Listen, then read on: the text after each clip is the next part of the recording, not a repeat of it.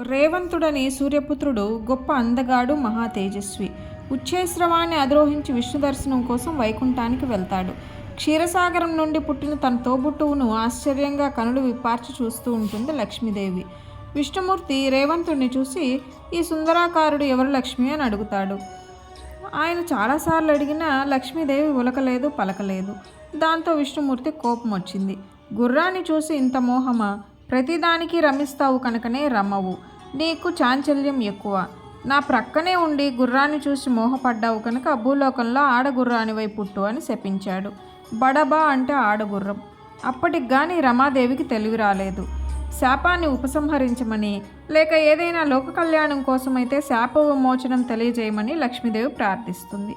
భూలోకంలో నీకొక పుత్రుడు కలుగుతాడు, అప్పుడు శాప విమోచనమై వైకుంఠానికి వస్తావు అంటాడు విష్ణుమూర్తి. జై శ్రీకృష్ణ.